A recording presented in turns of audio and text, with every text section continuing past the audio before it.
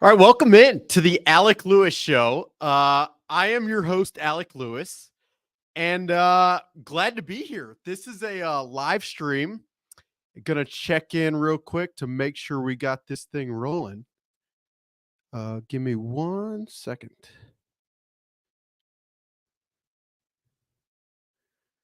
Here we go.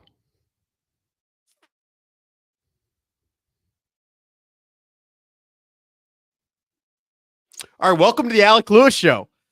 We are here for the live stream, and I'm just gonna get it rolling. I don't plan a lot. I usually plan a lot of these out.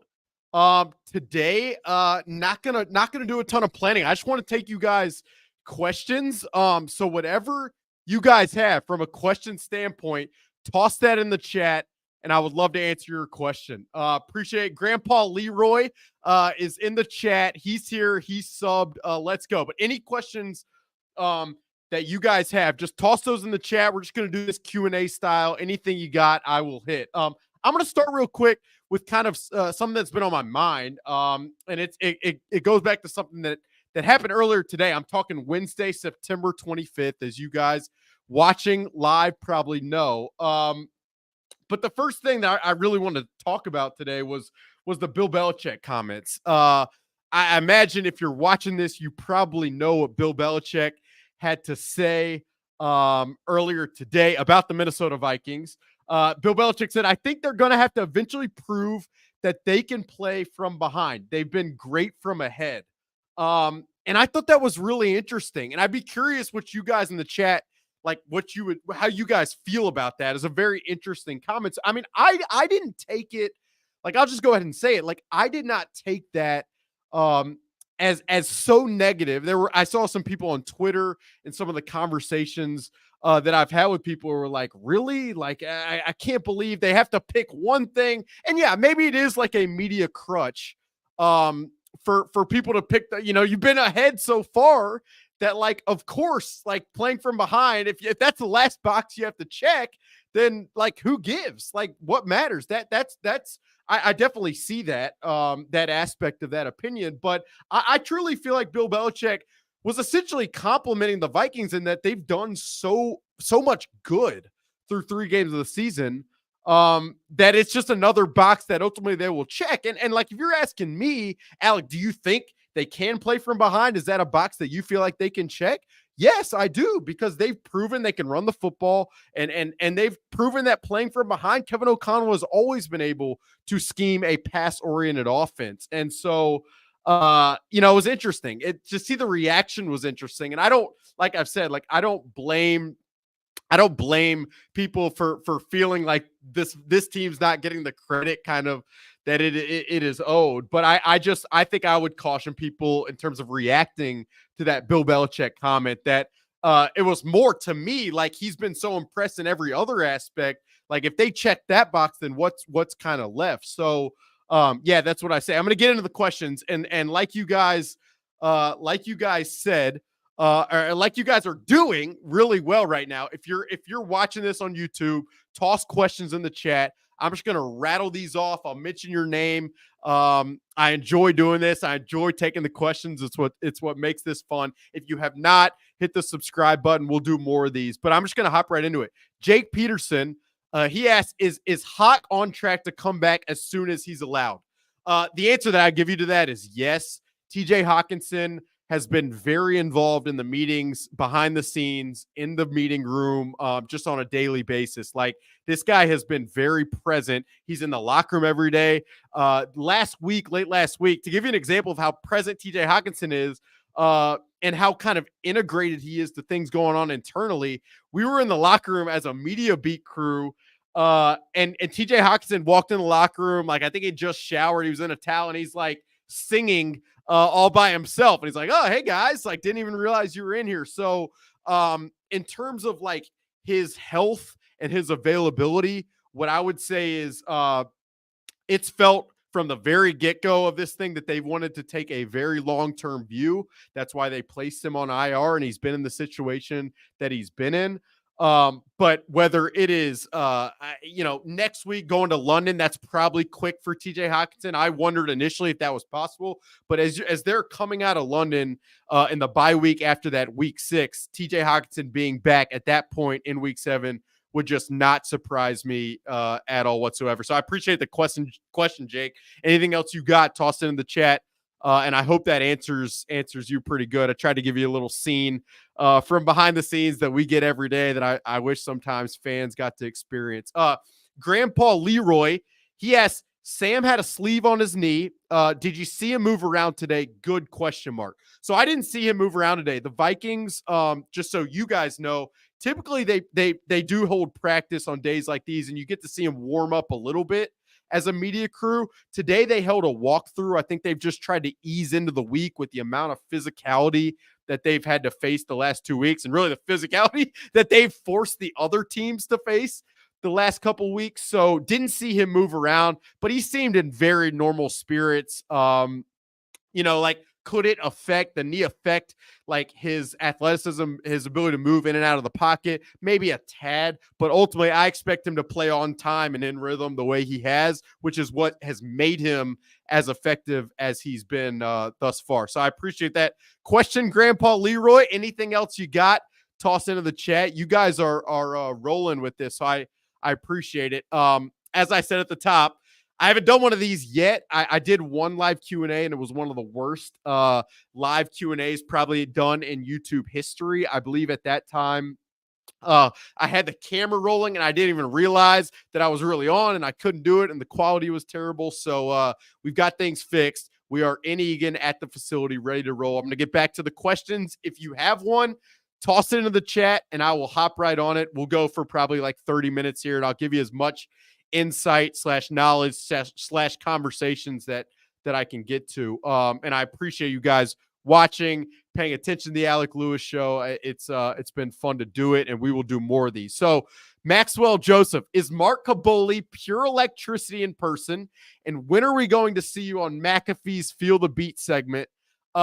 Maxwell, great question. I'm willing to join Pat and try to match that energy as soon as he's willing to have me. And I probably shouldn't say this if I want to be on Feel the Beat with McAfee, but I would say, like, I've always been intrigued by McAfee and what has made him as successful, but he's been very ahead of the curve in terms of building a community via YouTube, and his energy is unmatched. And like, having done this now and talking on my own and realizing the challenge that kind of this aspect of the media space is, like, I have the utmost respect for Pat and his willingness and ability to bring the energy the way he does every single day. So I'd love to be on that segment. Mark Caboli is one of one. Very interesting guy. He is fascinating, and I've had some interesting interactions with him, and I will leave that off mic probably for the sake of both, respect and everything else. Appreciate the question, Maxwell. If you can tell Pat to have me on, that'd be great. IROH, the Vikings' true pass pro sets have been bad statistically, but it hasn't seemed that way while watching. Did the Vikings O-line regress in pass pro? Great question. Very high level question. And it makes me think a little bit. Like, so you guys know how I operate. I watched the All-22 film last night at like 11 p.m. sitting in my apartment. Probably embarrassing to say. Should I be doing that on a Tuesday night where I should be doing something social? Probably. But the O-line, I didn't think it was terrible. I didn't think it was bad. I thought it was, I mean, there are times where the O-line has been, I thought like spectacular this year. Like, I've thought in pass pro where there have been times where it has been really good. And there are other times where, I mean, the interior is a major question mark. Like, I've been very open and honest about Ed Ingram over the last 3 years, really. I mean, I believe he leads offensive guards, maybe all offensive linemen, and pressures allowed. But the O-line it's been interesting. Like, I to your point, it hasn't seemed that way while watching. Like, that's kind of how I feel. I think over the course of a game, there have been in all these games, there have been snaps where they've gotten beaten by Dexter Lawrence. They've gotten beaten by stunts inside. Nick Bosa has beat them around the edge. This past weekend, Will Anderson and Daniil Hunter wrecked things at times. But overall, I mean, I thought if you could bottle up the performance of the O-line and pass pro through the first 3 weeks, and you could confirm, like, okay, you're going to get this every single week the rest of the season, you probably take it, right? Like I that's how I feel. I'd be curious what you guys think. But that's at least my impression, is that they've been good enough to pretty solid to give Sam Darnold the amount of time. And I credit as well within this conversation. I don't think you could just talk about the offensive line. I think you got to credit the intentionality of the system that has included a lot of chip help on the edges and some, sharp ideas on third down to include CJ Ham. Those aspects help pass pro. And to me, and I said this on the podcast that I published yesterday, like I felt like the offensive infrastructure design intentionality is as good as it's been since I've been here and watching Kevin O'Connell, and that has affected pass pro. So I appreciate the question. I hope that helps. If it doesn't, add another question and expound. If you want me to expound in any aspect, I'd love to. But I appreciate the question. For you guys just hopping in, just fire away in the chat. I'm at the TCO Performance Center working on an Aaron Jones story, and I thought I'd hop on for like a half hour and just go back and forth. It's fun to chat with you guys, and a lot of the names are familiar, which is cool for me because I pay attention to you guys who hop in and join and comment and stuff. So it's been a blast for me to get to do this. David Kahn, KOC joked that Will Reichard purposely hit the upright on the 58-yarder. Based on the kick itself and what you've heard since, what's your opinion? No, absolutely, he did not do that on purpose. Will Reichard is as much of a perfectionist that I think if he could have hit the net, if he could have pointed to a spot on the net that he wanted to hit, that's probably what he wanted to do. But if you guys have listened to me and if you read my stuff, you know that like nothing Will Reichard has done thus far is a surprise at all whatsoever. I wrote a whole story about his background, and I'd recommend, if you guys haven't read it on The Athletic, please go do that. But the story was centered around like the mental makeup of this guy, which is what separates him. He's got the gigantic leg, as you're referencing there, David. But like, I don't know if people know this, but his father passed away of cancer and when he was young in high school, and his father was like the source of him even kicking in the first place. Will played football as a kid, and his dad wanted him to be tougher. And so he signed him up.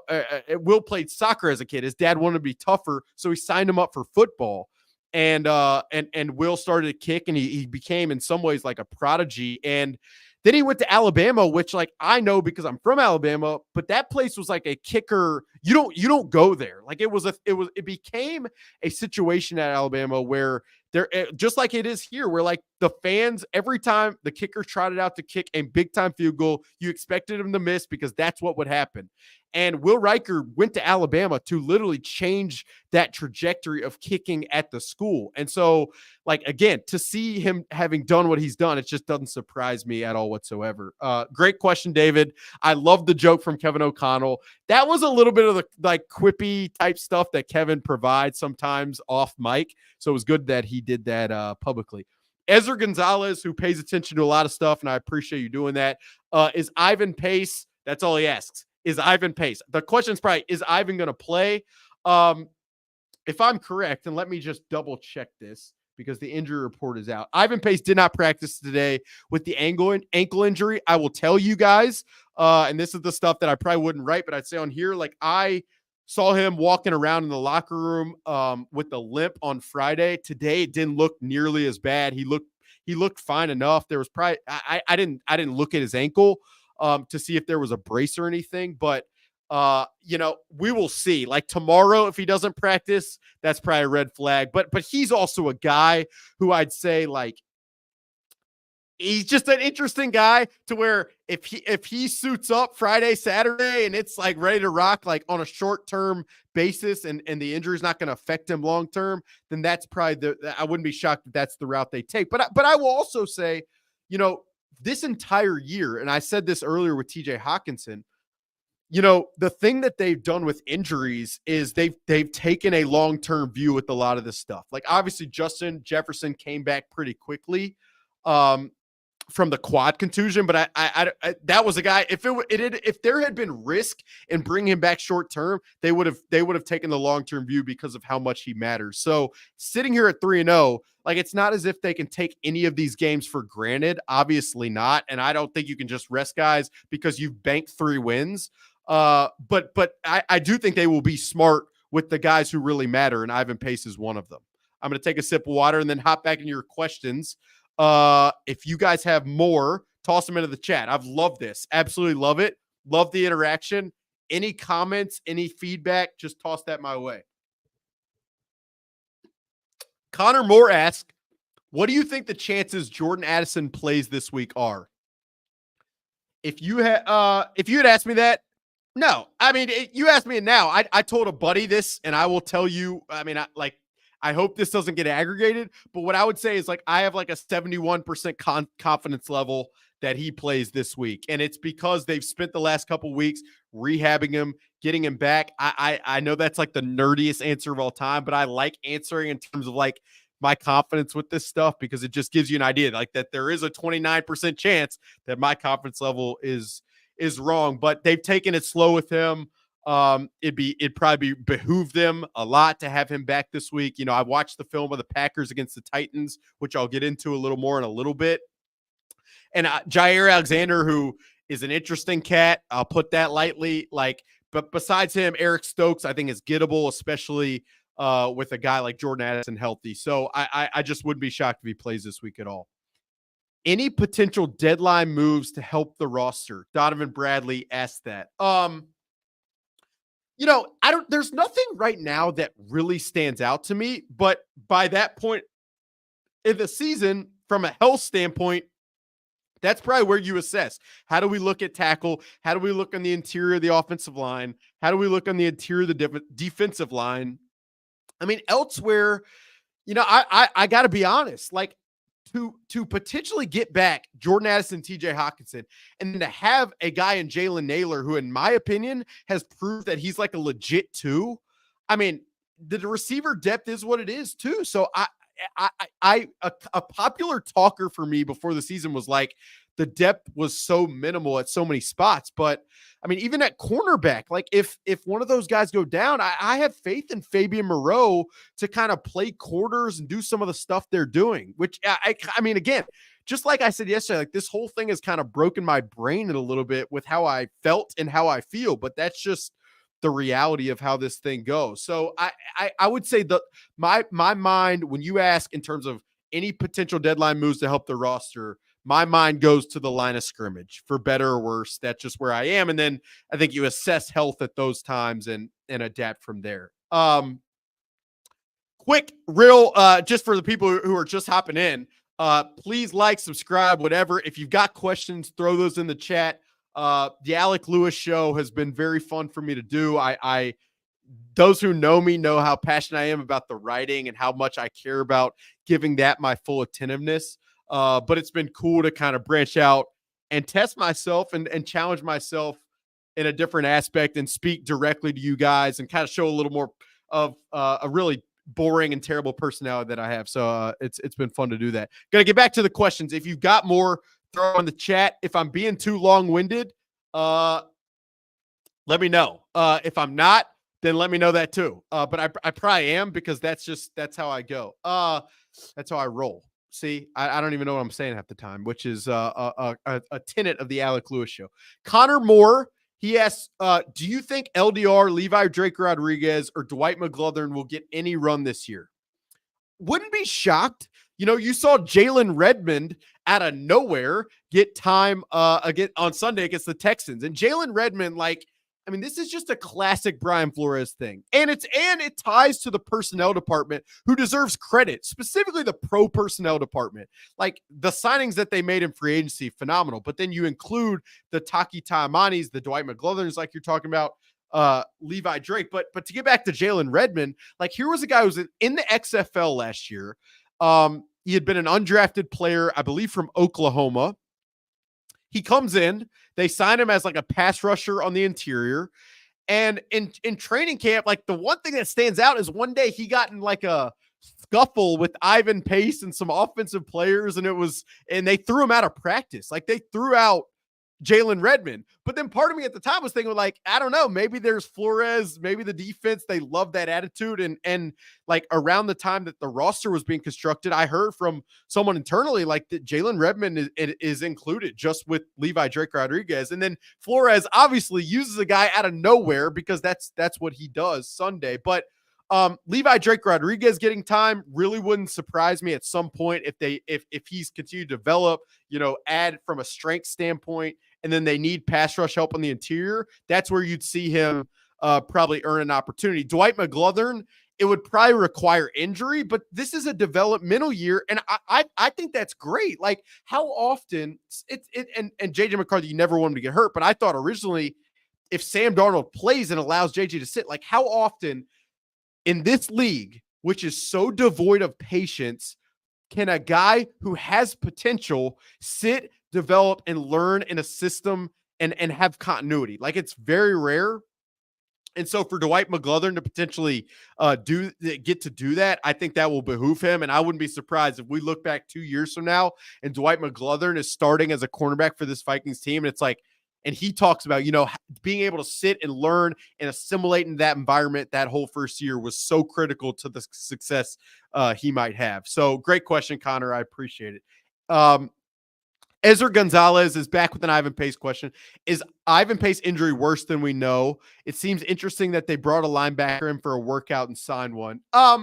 I wouldn't go there. Like, again, I just said, and I wouldn't write this, but like I saw him walking around pretty good in the locker room today, Ivan Pace Jr. So I don't think, again, they have taken a long-term approach with a lot of these injuries, and they really can. Again, not because they can bank with these wins and take a step down this weekend, not at all because of that, but it's just they are in a position where they have, and I give them credit for this, they have thought long haul with pretty much every one of these injury situations.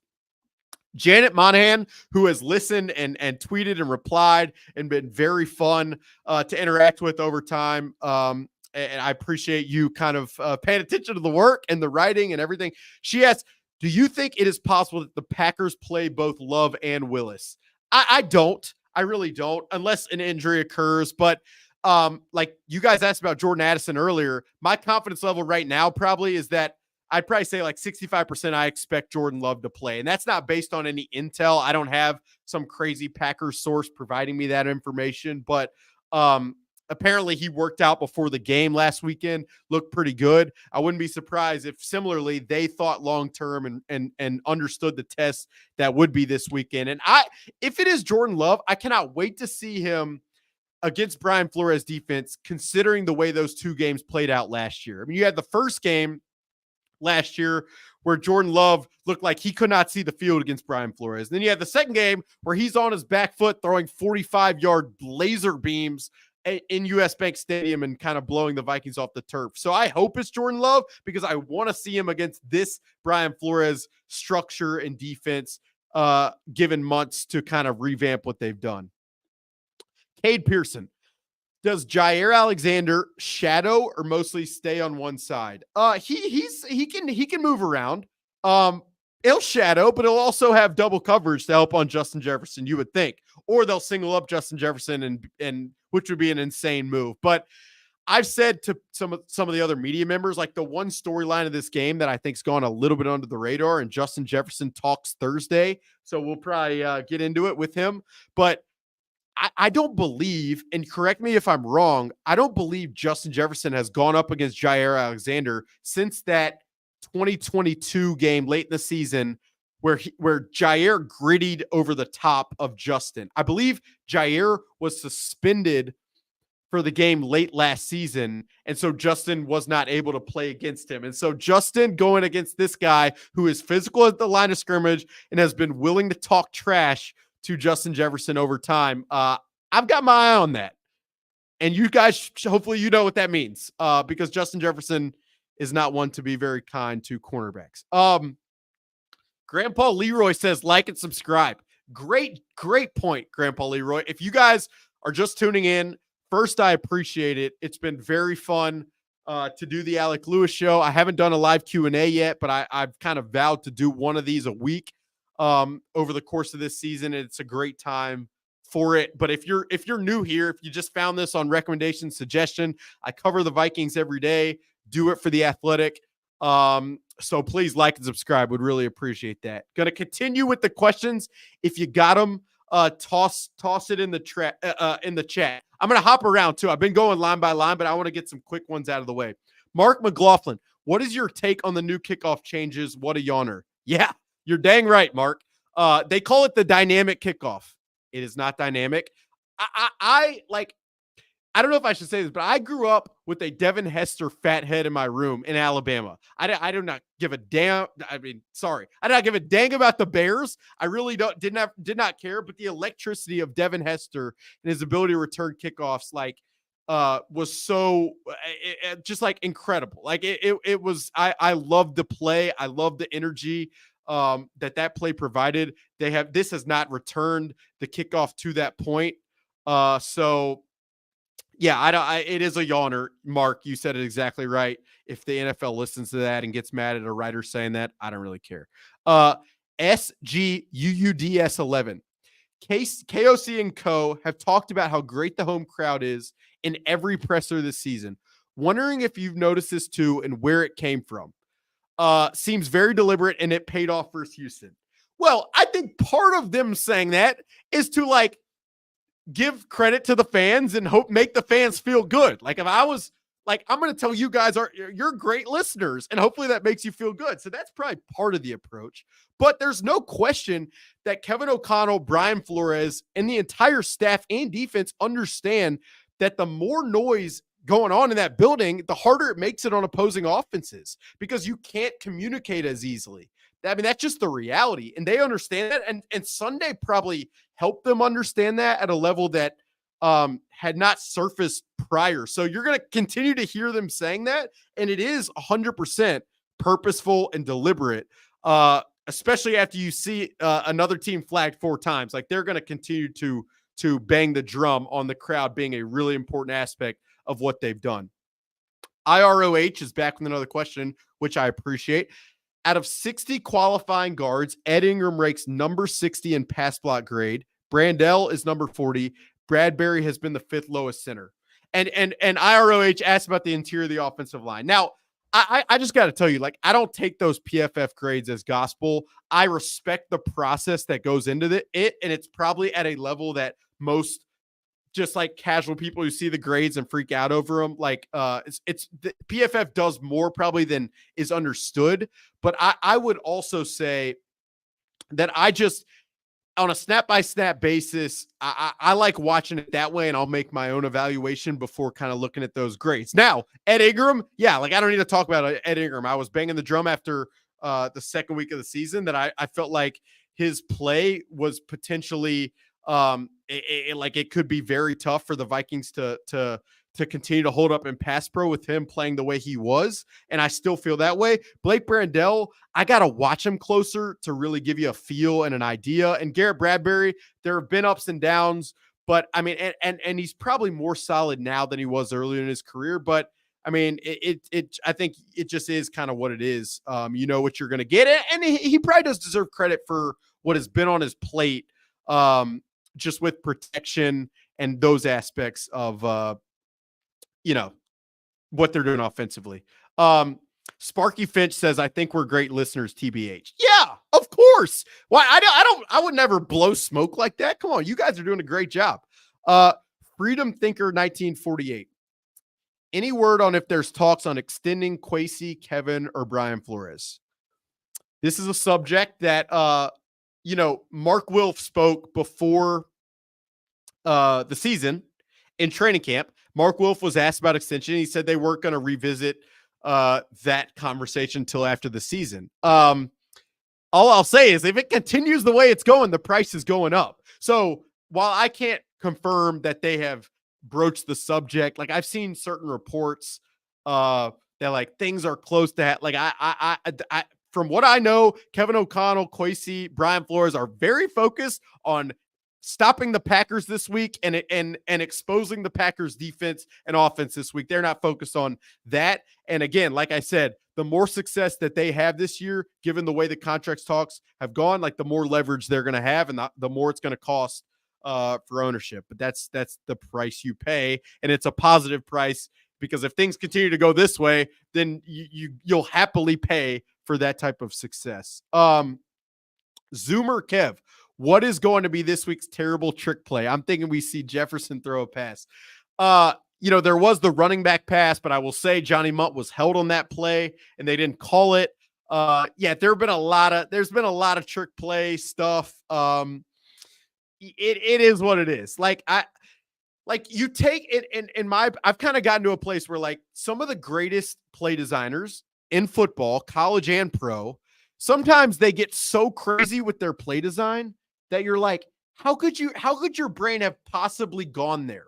But then I come back and I'm like, well, for the brain to even go there, that's what allows the brain to go to the places that allows them to be so good as play designers in the first place. So you take the one-off ridiculousned for the intentionality in terms of route concepts. That's kind of what I'd say. So the Jefferson throw, maybe that happens this week. It's not a bad prediction. Cole Frame asks, what do you believe the game plan will be defensively? What do you believe it will be against Malik Willis if it is not Jordan Love? Good question. It'll probably, I would expect Brian Flores to load up on stopping the run if it's Malik Willis, and that is not some high-minded elite analysis there. But I mean, I'll say, having watched the Packers film, they do such a good job dressing up even the run game. They use orbit motion where receiver goes behind the running back. They use pistol. They'll play from the shotgun. They use RPOs. They're motioning. They are pulling guards. Like this, I wrote 2 weeks ago before the 49ers game about how Kyle Shanahan and his offense was kind of a mirror of Brian Flores' defense in terms of how deceptive he is as an offensive coordinator. But Matt LaFleur and their staff over there is right up there. Like they do a freaking great job in terms of dressing up what they do. So in terms of Brian Flores' plan, it is I would expect like 5 down fronts against Malik Willis. I'd expect eye discipline from the linebackers.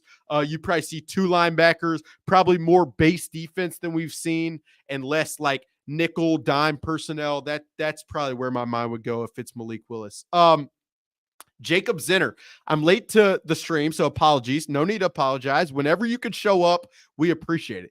Any reason behind Bo Richter being elevated over Andre Carter last game? Seems like Carter is the better edge guy. Special teams reason, maybe.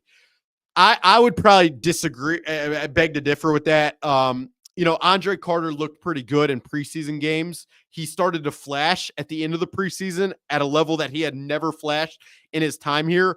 But from a body type / bend perspective, for as much as I was intrigued by Andre Carter when he first got to Minnesota, he hasn't shown enough against the type of competition that you face on Sunday. And so that's probably it. I don't think it's that more than special teams. IROH says, love the Justin Jefferson biometrics unicorn article. One of my favorite. I appreciate you saying that. That was an awesome, very fun story to do that you guys can find at The Athletic.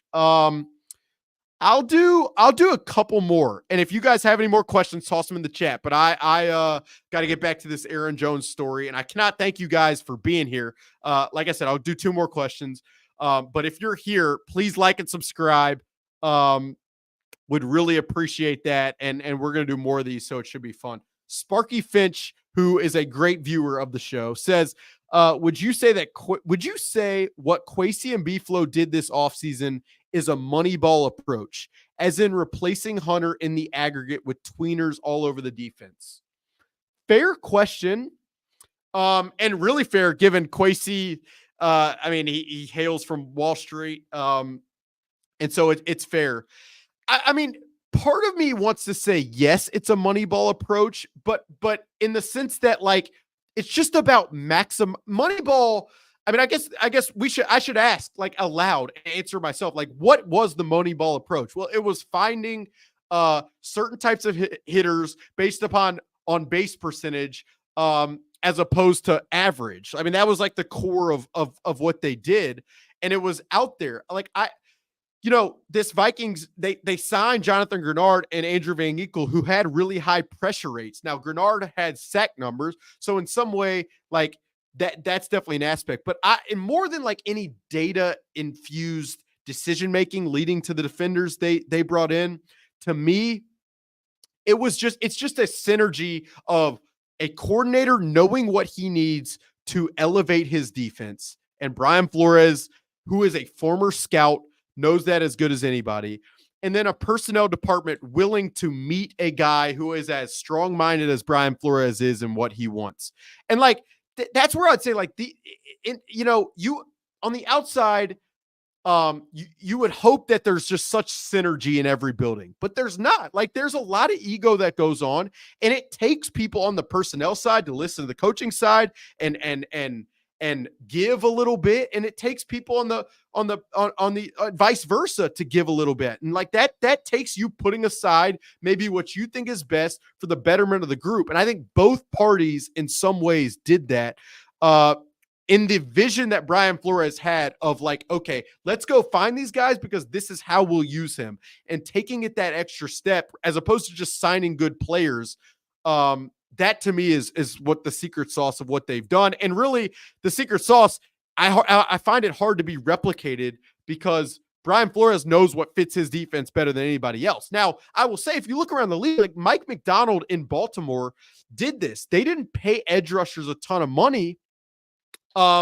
Instead, they had a very selfless group last year. That was an incredible defense, kind of all working together for the betterment of the cause. I'll get a few more because why not? Let's see. DJV, has PA ever tickled your sides? No comment. Yes. PA, one of one. Everyone I've talked to, I've told them that he's an interesting one. Jerry Tillery, I must say you love doing this job due to the energy that's generated. Jerry's dad. I don't know if that's Jerry's dad. If it actually is Jerry's dad, I can't thank you enough for watching and listening. I do love my job, like beyond it was my dream to be at this point. And so I do not take it for granted one day ever. Zoomer Kev, what is the plan for running back for the post Aaron Jones era? When should the post Aaron Jones era be? I mean, I have a hard time thinking it should be soon with what I've seen. I don't know how willing Aaron or Drew Rosenhaus would be to get something done versus going to the free agency table and meeting the market. But to me, and this is just my opinion, if you could secure Aaron Jones for the next couple of years, like I would do that. IROH, thought on Jalen Naylor. I was surprised how good he is at run blocking. I completely agree. I saw it in the film last night from the game this past Sunday. He's just Jalen Naylor, who has been injured time and time again, is unafraid to just stick his hat in the run blocking phase. And that's a testament to both his willingness, but also Keenan McCardell, who is the wide receivers coach, and his ability to get those guys willing to run block. You see, even with Justin Jefferson, there was a double reverse play where Justin took out a blocker, and that is the best receiver in the NFL applying himself in that way. So, yeah, it's just not a surprise to me at all. DJV, really, no, I appreciate you guys watching. 38 minutes, that's going to do it. I'm cooked. I've got to get back to the story. It's 6:11. I appreciate you guys being here watching. Like and subscribe on your way out, please. And let me know what you guys want to hear, what you guys want to listen to. But really fun to do this. Any comment, any advice, anything, I am all ears. Love learning, love growing. That's what we do. The progress is the process, is what Kevin O'Connell said, and that applies here. But thank you guys for being here. Thank you for listening. That was a live Q&A of the Alec Lewis Show. I'll upload this on podcast if you got in late. So appreciate you guys being here. Enjoy the week and come back later. We will have a preview with Matt Schneidman of The Athletic, who covers the Packers. Really looking forward to chatting all things Packers with him. But that'll do it.